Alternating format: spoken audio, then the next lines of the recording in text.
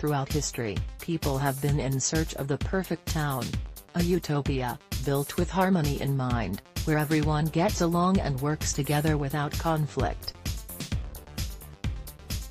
Thomas More coined the term in 1516 with his book, Utopia, where he describes a perfect yet fictitious island society's ways of life. Since then, humans have tried to replicate this society, not just in stories but also in real life. A handful of towns have sprung up around the world designed with this ideal society in mind. Though inevitably they fall short of perfection, it's still possible to visit some of these towns and cities that were once, and may still be, a bastion of goodwill and cooperation. Oroville, India, Turks, Istok, Aditi Tanwar, Istok, Danish, Istok. Ask anyone in Oroville who started the town, and residents will tell you it was the mother, a woman who dreamed of a unique city where nothing is owned by anyone and everyone lives in peace and harmony without politics, religion or nationality. And they'd be right. In 1968, a woman named Mira Alfasa, the mother herself, defined Oroville's charter, noting Oroville belongs to nobody in particular. Oroville belongs to humanity as a whole. Oroville wants to be the bridge between the past and the future and thus opened the town for residents. Oroville is designed after a galaxy, surrounding a banyan tree in the geographical center and a gold-plated sphere full of meditation rooms that took 37 years to build. Everything in the town is owned by the Oroville Foundation, which is owned by India's government. Some 50 years later, Oroville is now funded by tourism dollars from people looking to get a piece of peace, as well as more than 2,000 residents from about 40 countries. A number of small businesses have popped up, selling handmade items like paper and incense, and the proceeds benefit the town. There are few buildings save for some homes, a school, a town hall, farms, restaurants and the meditation sphere. No one uses cash. Instead, Oroville runs on Aura cards, something similar to a debit card. Healthcare, electricity and school are all free, and residents handle maintenance in the town. Maharishi Vedic City, Iowa. A portion of the observatory in Maharishi Vedic City. Creative Commons, this 1 square mile city in Iowa, incorporated in 2001, is the only city in the country officially built on the principles of transcendental meditation. The practice has been going strong since the Beatles introduced it to the wider world in the 1960s by following Transcendental Meditation's founder, Maharishi Mahesh Yogi. The foundation of Maharishi Vedic City is Veda, an ancient Hindu principle that prioritizes harmony, balance and natural law. A group of transcendental meditation followers founded the town, and now a 5-person council acts as the city's government. Every home is designed the same way, to promote those tenets and follow the path of the sun, all facing east with a golden roof ornament, a fence surrounding the property and a central space in the house meant for silence. Each building is arranged on one of 10 circles in a large constructed ring. There's an open-air observatory built from sundials and designed to replicate the structure of the universe in miniature, a hotel, a spa and public schools that teach children the ways of transcendental meditation in twice-daily sessions in addition to regular school work. Since its inception, synthetic pesticides, fertilizers and non-organic food have been completely banned. In their place, there's a large organic farming business that distributes to nationwide chains. renewable energy powers the city, and residents come together twice daily, as possible, to practice transcendental meditation. Arca Sandy, Arizona. The main building at Arca Sandy.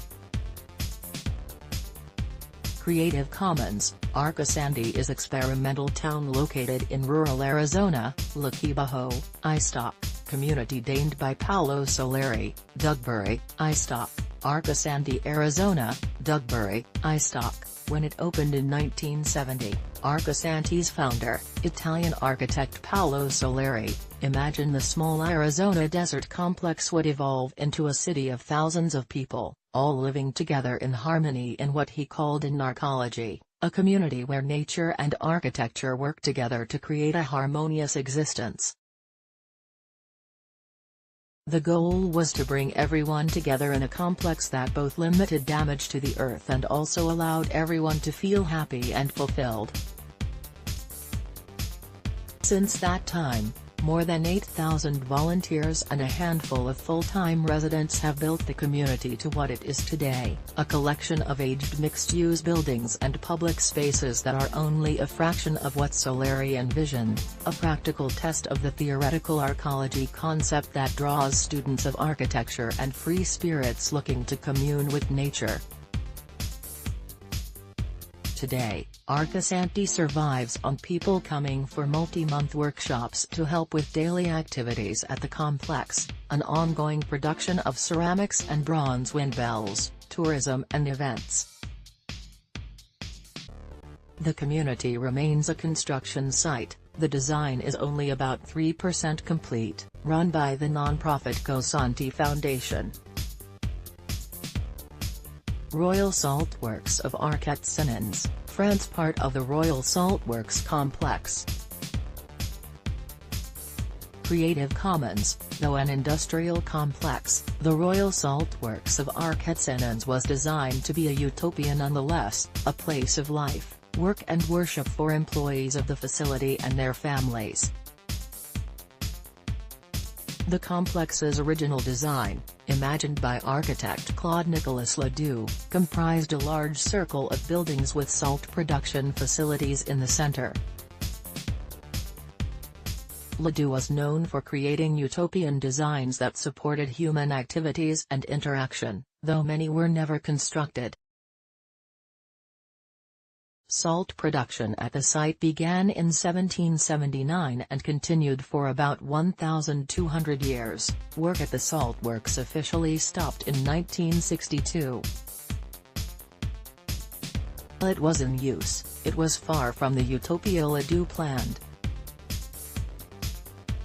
Workers struggled under harsh conditions and the communal housing reportedly aggravated personal conflicts. Today, what remains of the complex has been restored and has UNESCO World Heritage status. There's a museum dedicated to Ledoux and his designs, exhibitions about salt production and the history of the salt works, meeting centers, an annual garden festival, a hotel, a restaurant and a bar. Freetown, Christiania, Denmark. One of the entrances to Freetown, Christiania.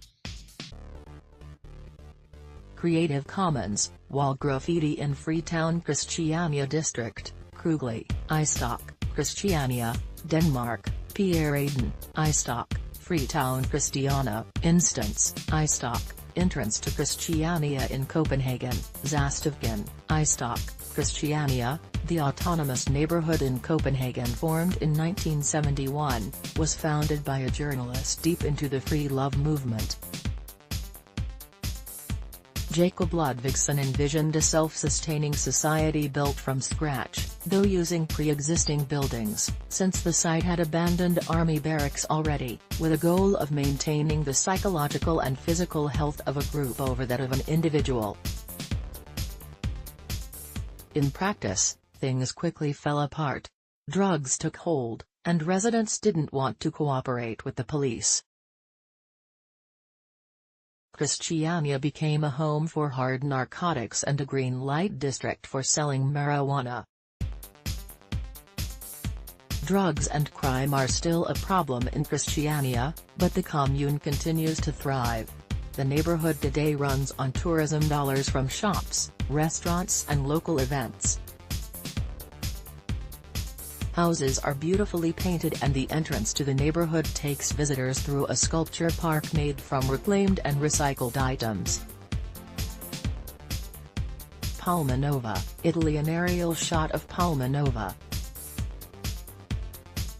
Creative Commons, Cathedral of Palma Nova, RIS Photography, iStock, Town of Palma Nova, XBRCHX, iStock, Palma Nova, Italy, RIS Photography, iStock.